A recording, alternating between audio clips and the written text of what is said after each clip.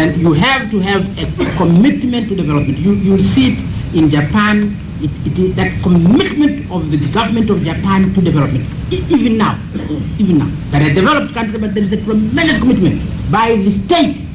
Don't listen to this nonsense that the state should give up the direction of the economy. It's nonsensical, and we have so many stupid leaders who think you can develop a country, that somehow you can hand over the development of your country to something called private enterprise, unregulated.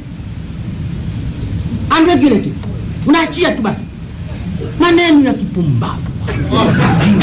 Nani wameacha? Who had done it? The Japanese have not done it, the British have not done it, the Germans have not done it. They meet. They will be meeting in Halifax in June. They will be meeting in Halifax. What for? To drink tea? What do you think they're going to meet to do in Halifax? The big seven are going to meet in Halifax to do what? To discuss how to control the economy. It's not a meeting of bankers. It's a meeting of presidents and prime ministers on the economy. And this ignorant people in Africa are being deceived. Don't leave it to the private sector. Where is the private sector? Where is the private sector in Tanzania to which you are going to leave this development of the economy? Where is it? It needs nothing. It needs nothing before you can have it. Is it? So you nurse it. This is what the Asian countries have done. And they go on nursing it. So the Japanese did it. Korea, tough.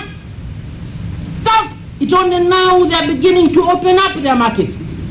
How do you open up your market to big competitors when you have no power to compete with big competitors? This is ridiculous. I mean, it's like, madam, I'm sorry. You know, in the world of boxing, yeah?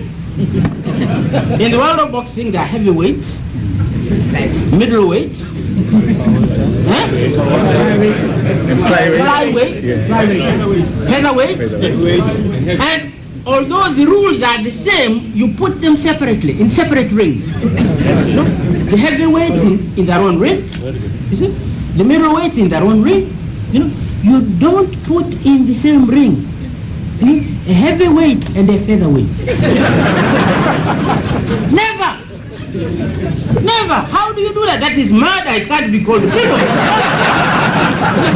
But that's what the big seven are telling us to do. That Germany and Burkina Faso should get in the same ring. And that is called globalization, freedom, liberalization. This is nonsense. This is absolute nonsense. You protect the weak until they become strong before they can compete. Always. This is the rule. This is the rule everywhere. But our leaders, even if we tell them that, they dare not argue. They can't argue. So you can't say no. So one, as you say, one is the weakness. Our own weaknesses in the internal weaknesses, and really until we remove those internal weaknesses, we can't begin moving. But the internal weaknesses are not the only problem. The problem is this pressure from the rich that we should open up our markets for competition. I'm told we have opened now here for banking, for instance, banking. Now banking, Tanzania banking to compete with the European and North American banking. This is nonsensical.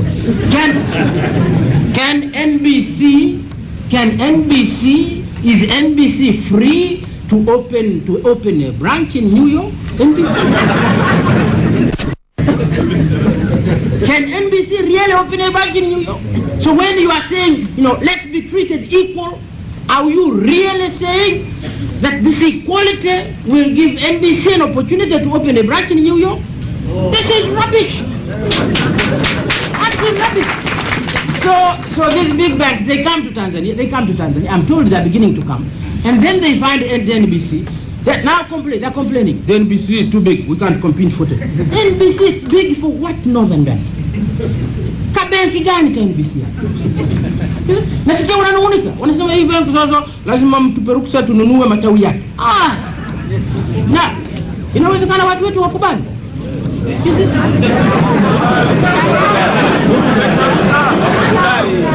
So, I'm sorry, I've answered your question.